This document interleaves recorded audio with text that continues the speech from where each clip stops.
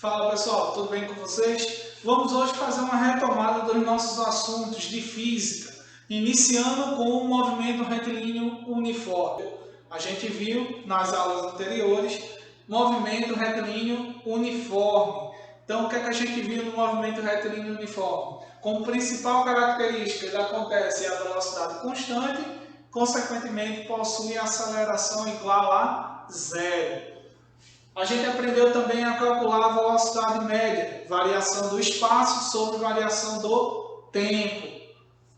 A gente viu que a velocidade possuía duas unidades principais, que é o quilômetro por hora, utilizado usualmente no dia a dia, e o metro por segundo, que é a unidade do sistema internacional. Então, como fazer a conversão de uma unidade para outra? Basta lembrar que para passar de quilômetros por hora para metros por segundo, a gente divide por 3,6. Enquanto para fazer a passagem de metros por segundo para quilômetros por hora, a gente vai realizar a multiplicação por 3,6.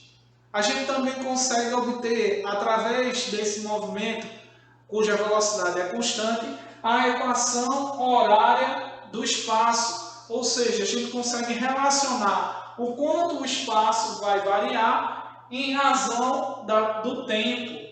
Então a gente cria uma função, uma equação do primeiro grau com as grandezas de espaço e tempo como variáveis.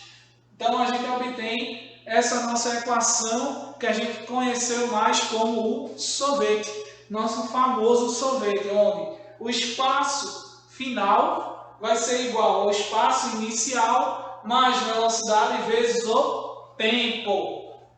Consequentemente, a gente pode fazer alguns estudos gráficos, já que se trata de uma equação, a gente vai gerar gráficos. Nesses gráficos, a gente pode ter três tipos de gráfico. A gente pode analisar a grandeza, a velocidade variando em razão do tempo. Quando a gente tiver essa variação, a gente vai ter gráficos onde a velocidade, por ser constante, é uma reta paralela ao tempo. Se é uma reta paralela ao tempo, isso acontece obrigatoriamente. Logo, a gente vai ter o quê? Que a velocidade acima do eixo x, acima do eixo do tempo, são velocidades positivas. Velocidade abaixo do eixo do tempo vai ser velocidades negativas. Lembrando que a gente também viu em aulas anteriores, referencial. O que é uma velocidade negativa? É eu estabelecer um determinado referencial. Se eu digo que a minha esquerda ela é positiva, a gente vai ter o quê? Movimentos para o lado direito com velocidades constantes sendo velocidades negativas. Então não esquece isso, gente. Lembra que o referencial é muito importante, tá? Então, velocidades positivas aquelas que estão acima do eixo x. Velocidades negativas aquelas que estão abaixo do eixo x. Lembrando que o nosso eixo x aqui está sendo o tempo, tá? A gente pode gerar um segundo tipo de gráfico. A gente pode ter o gráfico da variação do espaço em razão do tempo. Aqui a gente vai gerar gráficos que são retas inclinadas, certo? Quando essas retas são crescentes, a gente vai ter variação do espaço sendo positiva. Quando a gente tem retas decrescentes, a gente vai ter variação do espaço. Um terceiro tipo de gráfico pode ser o gráfico da aceleração versus o tempo. Quanto a aceleração varia em razão do meu tempo. Como a gente já viu como característica do movimento, a gente vai ter que a aceleração é igual a zero, ou seja, uma reta sobre o eixo x, ou seja, a aceleração aqui é igual a zero, certo? Essas são as principais características do movimento retilíneo uniforme. Oi, gente. Dando continuidade, então, à nossa revisão, vamos para o movimento retilíneo uniformemente variado. Como característica do movimento uniformemente variado, a gente vai ter velocidade variando, consequentemente, a aceleração agora sendo constante. A gente pode, então, calcular a aceleração média, que vai ser a variação da velocidade sobre a variação do tempo. certo? Obtendo como grandezas km/h² ou metros por segundo ao quadrado. Mais utilizado, metros por segundo ao quadrado. A gente vai obter então também 3 equações dessa vez que vão reger esse tipo de movimento. São eles: a primeira equação, a equação horária do espaço. A gente vai ter o espaço como uma das variáveis e o tempo. É o que a gente chama de sorvetão. Sorvetão porque a gente tem um acréscimo de mais uma parte aqui dessa equação. Anteriormente a gente só tinha visto sorvete, já que a velocidade era constante, a velocidade inicial era igual à velocidade final. Agora não. Agora a gente tem o acréscimo da aceleração, consequentemente uma velocidade inicial diferente da velocidade final. E aí a gente vai ter aqui o espaço final, mais uma vez, é igual ao espaço inicial, mais velocidade inicial vezes o tempo, mais aceleração vezes o tempo ao quadrado dividido por 2. Nessa equação a gente passa a ter não mais uma equação do primeiro grau, como era a sorvete, no movimento uniforme retilíneo, e agora a gente vai ter o quê? A gente vai ter uma equação do segundo grau, que relaciona mais uma vez o espaço e o tempo.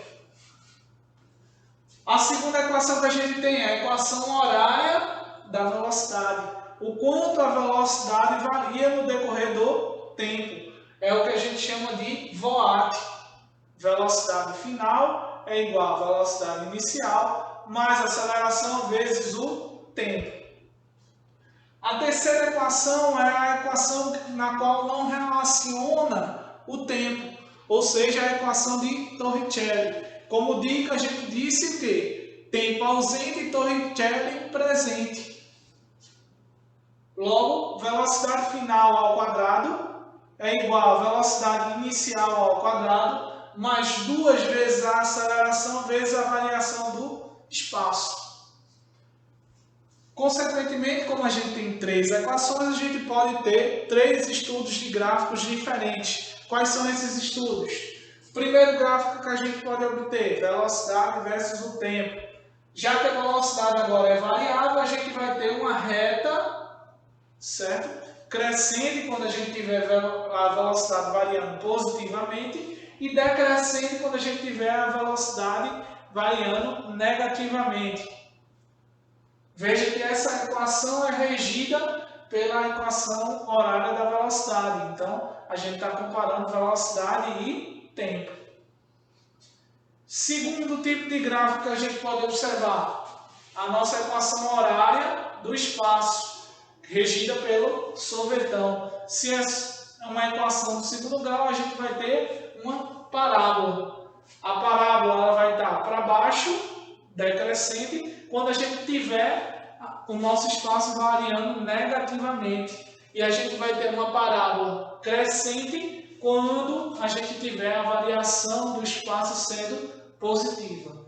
Por último, a gente vai ter a aceleração pelo tempo. Essa aceleração, lembrando que é constante, se é constante é uma reta paralela ao eixo x, que é o nosso tempo. Consequentemente, as acelerações positivas estão acima do eixo x, acelerações negativas estão abaixo do nosso eixo x. Vamos então agora para onde a gente parou, continuar com os exercícios para então reforçar esse conhecimento que a gente já viu. Bom, gente, vamos agora resolver um exercício para fixar um pouquinho mais o conteúdo. Essa questão se encontra na página 100 do livro de vocês e vai ser a questão 19. Diz assim: 2 móveis A e B percorrem uma trajetória retilínea conforme as equações. S de A é igual a 30 mais 2t e S de B é igual a 90 menos 10t. Sendo a posição S em metros e o tempo t em segundos, no instante t igual a 0, a distância entre os móveis em metros era de... Qual era a distância entre esses dois corpos no tempo igual a 0? No tempo igual a 0, a gente vai ter S de A é igual a 30 mais duas vezes o tempo valendo 0. Logo a gente descobre que a gente tinha o corpo A se encontrava numa pista a 30 metros de distância de sua origem.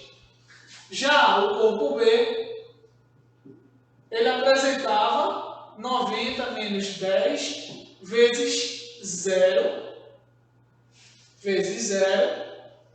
ou seja, o tempo igual a 0, o corpo B se encontrava nessa mesma pista a 90 metros de sua origem. Então, qual era a distância entre os dois corpos? Um se encontrava a 30, o outro a 90. Então, a distância entre os dois corpos seria 60 metros, a distância entre os dois. Lembrando, pessoal, que qualquer dúvida, basta mandar mensagem, a gente vai se falando, tirando as dúvidas. Tem muito exercício no nosso livro para vocês resolverem. E tendo qualquer dificuldade, é só mandar mensagem, só entrar em contato conosco, que a gente vai estar procurando sempre tirar as dúvidas de vocês. No mais, até a próxima.